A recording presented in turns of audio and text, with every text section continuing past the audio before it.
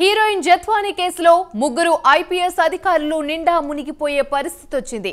పరారీలో ఉన్న A1 కుక్కల విద్యాసాగర్ ను పోలీసులు డెహ్రాడూన్ లో పట్టుకొని విజయవాడకు తీసుకొచ్చి రిమాండ్ కు తరలించారు. రిమాండ్ రిపోర్ట్ లో పోలీసులు సంచలన విషయాలు వెల్లడించారు.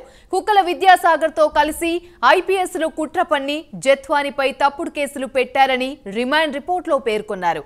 ఇంకా ఎఫ్ఐఆర్ లో ఆ ముగ్గురి పేర్లు చేర్చినప్పటికీ వారి మెడకు ఉచ్చు బిగుసుకోవడం ఖాయంగా కనిపిస్తుంది. అయితే విద్యాసాగర్ కోసం ఆ ఐపీఎస్ లు ఇదంతా చేయలేదని అప్పటి ప్రభుత్వ ముఖ్య సలహాదారు సజ్జల ప్రమేయంతోనే ఈ తతంగమంతా నడిచిందంటున్నారు.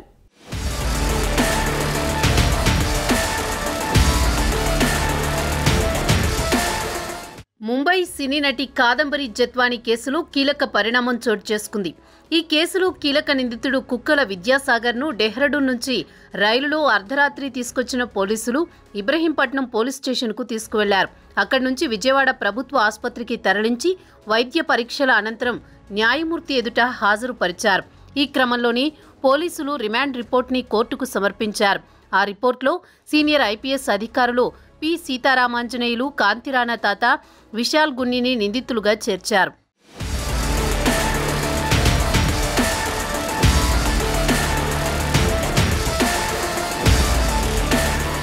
వారితో పాటు అప్పట్లో విజయవాడ వెస్ట్ జోన్ ఏసీపీగా పనిచేసిన హనుమంతరావు, ఇబ్రహీంపట్నం సీఐగా ఉన్న సత్యనారాయణలను కూడా నిందితులుగా చేర్చారు.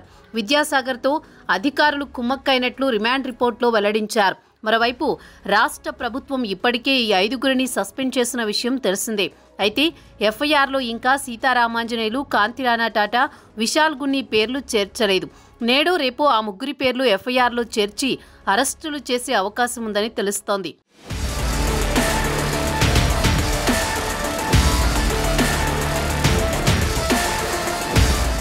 అరెస్టు భయంతో ఐపీఎస్ అధికారి కాంతిరాణా టాటా ఏపీ హైకోర్టులో ముందస్తు బెయిల్ పిటిషన్ దాఖలు చేసుకున్నారు. తనపై తప్పుడు కేసు పెట్టారని, తాను జత్వాని విషయంలో నిబంధనలకు అనుగుణంగానే వ్యవహరించారని కాంతిరాణా టాటా తన పిటిషన్లో పేర్కొన్నారు. మరో 2 ఐపీఎస్ అధికారులు పిఎస్ఆర్ ఆంజనేయులు, విశాల్ గున్ని ఇంకా ముందస్తు బెయిల్ పిటిషన్లు దాఖలు చేసుకోలేదు.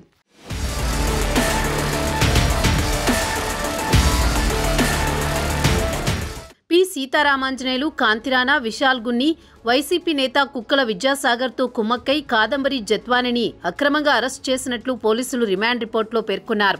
మరోవైపు కుక్కల విద్యాసాగర్కు వచ్చే నెల 4 వరకు జడ్జి రిమాండ్ విధించగా విజయవాడ సబ్ జైలుకు తరలించారు.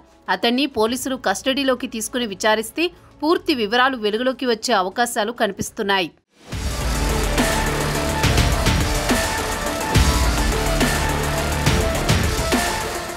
ఈ కేసులో పలు నాన్ బెయిలబుల్ సెక్షన్లు ఉన్న నేపథ్యంలో ముగ్గురు ఐపీఎస్ అధికారులకు ఇబ్బందులు ఎదురయ్యే అవకాశం కనిపిస్తోంది. ముంబైకి చెందిన కాదంబరి జత్వానిని గత ఫిబ్రవరిలో పోలీసులు అరెస్ట్ చేశారు. ఓ హీరోయిన్ను అరెస్ట్ చేసి తీసుకువచ్చినా ఎవరికీ తెలియదు. అత్యంత రహస్యంగా అరెస్ట్ చేసి తీసుకువచ్చారు. దాదాపు నెలన్నర పాటు ఆమెను రిమాండ్లో ఉంచారు. ఈలోపు ముంబైలో ఆమె పారిశ్రామికవేత్త జిందాల్పై పెట్టిన కేసులో పోలీసులు ఎదుట హాజరు కాలేకపోవడంతో ఆ కేసును కొట్టివేశారు. ఇందుకోసమే ఆమెను అరెస్ట్ చేశారని, జిందాల్ను రక్షించడం కోసం ఇదంతా చేశారన్న ఆరోపణలను జత్వాని చేస్తున్నారు. తనను అక్రమ కేసులో అరెస్ట్ చేసి వేధించారని పోలీసులకు ఫిర్యాదు చేశారు. ఆమె ఫిర్యాదు మేరకు కేసు నమోదు చేశారు.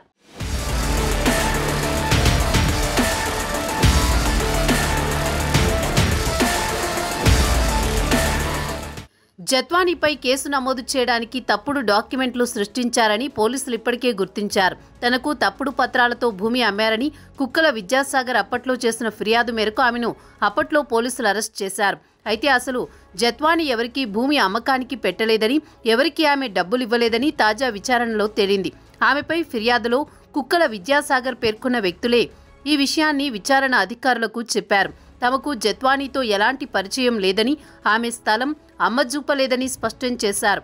ఇలా జత్వానిపై తప్పుడు కేసు పెట్టడం కోసమే అందరూ కలిసి ఓ ముఠాగా ఏర్పడి వేధించారని తేలడంతో కేసులు పెట్టారు.